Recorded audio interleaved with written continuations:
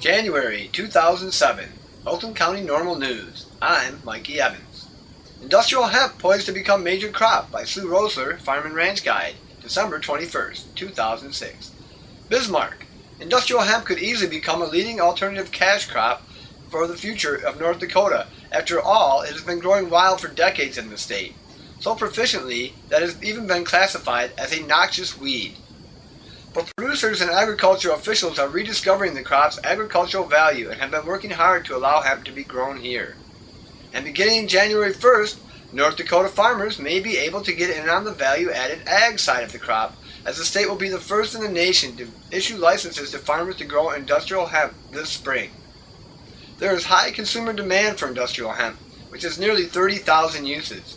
From sturdy clothing, rope, automotive products, and ship sails made from the fibers of the hemp stalk, to the most balanced omega-3 and 6 oil available made from crushing the hemp seed, the entire plant has been used in a variety of ways around the world for centuries.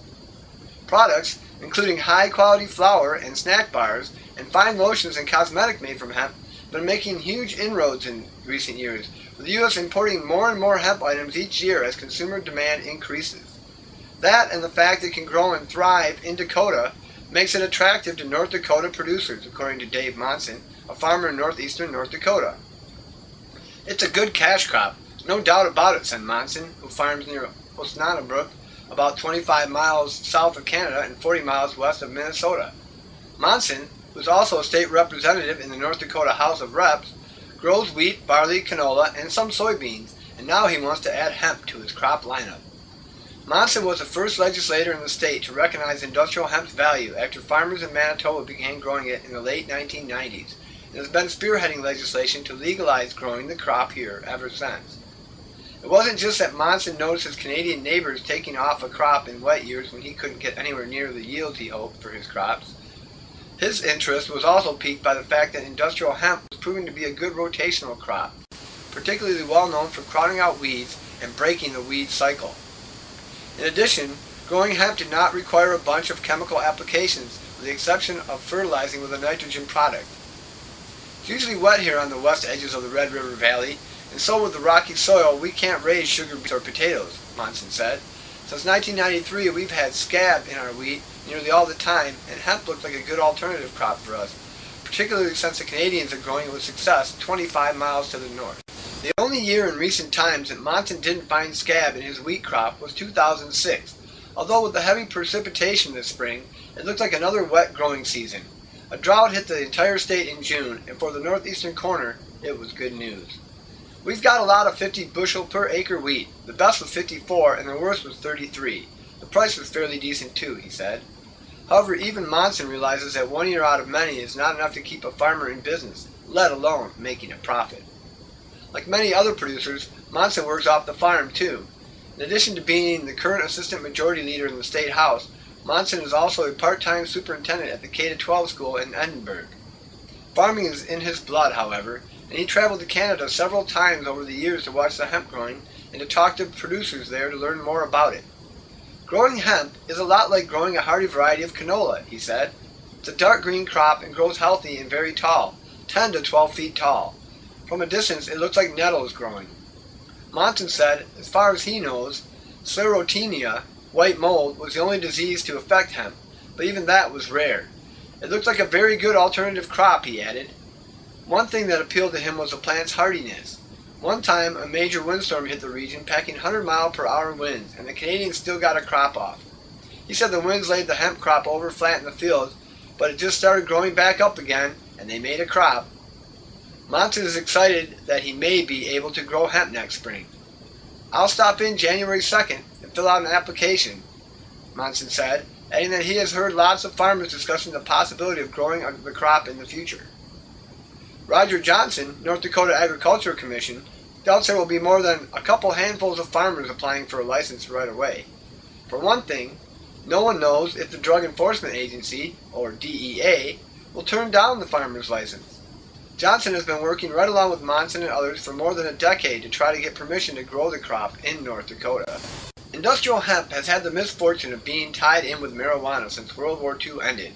During the war, the American government actually required states to grow it in case ports were closed. Hemp was needed for war materials, especially ropes and sails, because hemp fibers are some of the strongest natural fibers known to mankind. After the war, the DEA included hemp, a variety of cannabis containing a negligible amount of THC in it, in the drug enforcement rules. As it turned out, the U.S. was allowed to import all the hemp products it wanted, but it could not grow the crop here. But a lot of hemp was still growing in North Dakota, as well as in other states, so it was labeled a noxious weed, and accounts for over 90% of all marijuana destroyed yearly by law enforcement. Johnson said the fact that hemp survived as a noxious weed means it will grow in the state. One reason he has been behind the effort to grow hemp here is the fact that it is a good, solid crop. It's a legitimate crop. Why shouldn't farmers be able to grow it? It grows rapidly, it is a great rotational crop requiring far fewer pesticides, said Johnson, who added that the oilseed has the healthy attributes of seeds like canola or sunflowers, both widely grown in the state. Farmers need to pay a lot of attention to rotating crops, especially if they want maximum efficiency, Johnson said. They need to avoid disease problems, fertility problems, weed pressure, all of which industrial hemp addresses. In addition, he said the crop is an extremely fibrous natural fiber plant that can be processed into strong rope, among hundreds of other products. While he said there are no contracts out there for industrial hemp currently, that doesn't mean there won't be once farmers get the crop going. The potential is definitely there, he said. Growers here indicate they will be producing the crop for the seed, Johnson said. The fact that Dakota has oilseed processing plants that can crush the hemp seed gives the state an edge to reaping the value from the crop, according to the Vote Hemp website. Transporting the crop out of the state would add considerably to input costs. In addition, Johnson said his office has been mandated by the state legislature to handle the licensing and regulations. The legislature also passed a bill allowing the feral seed to be collected in the state, test plots to be set up at NDSU, and other legislation, including mandating the Ag Department to establish rules, oversee the crop production, and issue licenses. Many other states have passed laws to allow hemp to be grown in their state, but North Dakota beat all the others in being the first to issue a grower's license, Johnson said. One of the hardest things for the Ag Commissioner over the years has been trying to get the approval of the DEA, but that hasn't been for lack of trying, said Johnson. We've encountered major roadblocks from the federal government, he said. Many farmers and others have conducted a letter-writing campaign to the DEA to try to find out what they could do to grow hemp, but the DEA simply ignored the requests, he added. Johnson set up meetings with the DEA over the past year. We brought in a set of draft rules and sort of insisted we wanted to move forward with something, to have rules that would result in growing industrial hemp, he said. They were very polite, cordial, Johnson said, but they never specifically said they would approve a farmer's license. Johnson's department worked with the DEA, encompassing all the DEA's suggested rules into the final list. I believe all the regulations we have comply with what the DEA wanted, Johnson said. Some of the objections to industrial hemp being grown include fears that farmers would try to hide marijuana plants in the rows of hemp. That was countered with the fact that the tall hemp which shades and crowds out weeds would do the same to the marijuana plants, which are grown to be short, bushy with a lot of flowers and few seeds. Hemp, on the other hand, is grown to be tall, widely spaced with lots of seeds and no flowers. Cross-pollination, which would inevitably occur, would cut down the percentage of THC in the marijuana variety and basically turn it into the decaffeinated variety. The new regulations issued by the State Ag Department and okayed by the Attorney General's Office require a farmer requesting a license to pay for and submit to fingerprinting and a criminal background check, as well as to pay another $150 for the license itself. He has to acquire certified seed with less than 0.3 of 1% THC each planting year, which is most likely to have to come from Canada, Johnson said. Farmers must also document buyers and harvested amounts, provide field location with GPS, and get their okay first from the DEA, which may prove to be the major roadblock. No one knows, Johnson said, adding a lawsuit might be the end result. We're hoping it doesn't come to that. In spite of everything Monson believes, the fight is worth the effort. Industrial hemp has too strong of a potential, both as a money maker and as an alternative crop, for farmers to see the opportunity pass them by. It could be a major crop in North Dakota, Monson said. Mexican soldiers swarming drug plantations find hybrid marijuana plant. Wednesday, December 20th, 2006. Mark Stevenson, Associated Press. Lázaro Cárdenas, Mexico. Soldiers trying to seize control of one of Mexico's top producing drug regions found the countryside teeming with a new hybrid marijuana plant that can be cultivated year-round and cannot be killed with herbicides. Soldiers fanned out across some of the new fields Tuesday, pulling up plants by the root and burning them as helicopter gunships clattered overhead to give them cover from a raging drug war in the western state of Michoacan. The plant's roots survive if they are doused with herbicides, said Army General Manuel Garcia. These plants have been genetically improved, he told a handful of journalists allowed to accompany soldiers on a day-long raid of some 70 marijuana fields, before we could cut the plant and destroy it. This plant will come back to life unless it's taken out by the roots. The new plants, known as Colombians, mature in about 2 months and can be planted at any time of the year, meaning authorities will no longer be able to time raids to coincide with twice-yearly harvests. The hybrid first appeared in Mexico 2 years ago, but has become the plant of choice for drug traffickers in Michoacan, a remote mountainous region that lends itself to drug production. Yields are so high that traffickers can now produce as much marijuana on a plot the size of a football field as they used to harvest in 10 to 12 acres. That makes for smaller, harder to detect fields, though some discovered Tuesday had sophisticated irrigation systems with sprinklers, pumps, and thousands of yards of tubing. For each 100 marijuana plants that you spot from the air, there are 300 to 500 more that you discover once you get on the ground, Garcia said. The raids were part of President Felipe Calderon's new offensive to restore order in his home state of Michoacan and fight drug violence that has claimed more than 2,000 lives in Mexico this year. In Michoacan, officials say the Valencia and Gulf cartels have been battling over lucrative marijuana plantations and smuggling routes for cocaine and methamphetamine to the United States. In one incident, gunmen stormed into a bar and dumped 5 human heads onto the dance floor. The president, who took office December 1st, sent 7,000 soldiers and federal officers to Michoacan last week. Officials have arrested 45 people, including several suspected leaders of the feuding cartels. They also seized 3 yachts, 2.2 pounds of gold, bulletproof vests, military equipment, and shirts with federal and municipal police logos. More than 18,000 people have been searched, along with 8,000 vehicles and numerous foreign and national boats. We are determined to shut down delinquency and stop crime in Mexico because it is endangering the lives of all Mexicans, of our families, Calderon said, calling the operation a success so far. In the past week, soldiers and federal police have found 1,700 marijuana fields covering 500 acres in Michoacan, security officials said.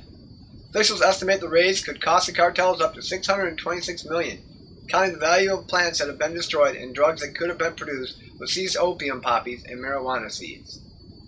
On Sunday, federal authorities announced the capture of suspected drug lord Elias Valencia, the most significant arrest since the operation began. Calderon's predecessor, Vicente Fox, started out with enthusiastic U.S. applause for his own fight against drug trafficking. U.S. officials called the arrest of drug bosses early in his 6-year term unprecedented, while Fox boasted that his administration had destroyed 43,900 acres of marijuana and poppy plantations in its first 6 months and more than tripled drug seizures. Yet, drug violence has spiked across the country in recent years, with gangs fighting over control of routes following the arrest of drug lords, authorities say. Mexico has also continued to struggle with corruption among its law enforcement ranks. Garcia said authorities did not tell soldiers where they were being sent on raids and banned the use of cell phones and radios. Marijuana ranks as top U.S. cash crop, December 21, 2006, Washington, D.C. Cannabis is the largest cash crop in the United States, outpacing the production of corn and wheat combined, according to an economic analysis released this week. According to the study, Marijuana Production in the United States, 2006, domestic marijuana production has increased tenfold in the past 25 years, from 1,000 metric tons to 10,000 metric tons, and now has an estimated annual value of $36 billion. Despite their best efforts, the government has been unable to curtail the growth of domestic marijuana cultivation in the United States, let alone make any progress towards suppressing, abolishing, or eliminating this market phenomenon, the report states. The focus for public policy should be how to effectively control this market through regulation and taxation in order to achieve immediate and realistic goals, such as reducing teenage access, rather than to continue to sacrifice achievable goals in exchange for unachievable long-term goals that have failed to materialize over the last 25 years. According to the report, marijuana cultivation in California is responsible for more than a third of all U.S. pot production. Cannabis ranks as the top cash crop in 12 states and is worth more than $1 billion annually in 5 states: California, Tennessee, Kentucky, Hawaii, and Washington State. U of M study, teens turn to legal drugs to get high, December 21st, 2006, by Laura Jakes Jordan, Associated Press. Teens increasingly are getting high with legal drugs like painkillers and mood stimulants, and they're turning to cough syrup as well, says a government survey released today. The annual study by the National Institute on Drug Abuse, conducted by the University of Michigan, showed mixed results in the nation's longtime campaign against teen drug abuse. It found that while fewer teens overall drank alcohol or used illegal drugs in the last year, a small but growing number were popping prescription painkillers like OxyContin and Vicodin, and stimulants like Ritalin. As many as 1 in every 14 high school seniors said they used cold medicine fairly recently to get high, the study found. It was the first year that the government tracked the frequency of teens who reported getting high from over-the-counter medicines for coughs and colds.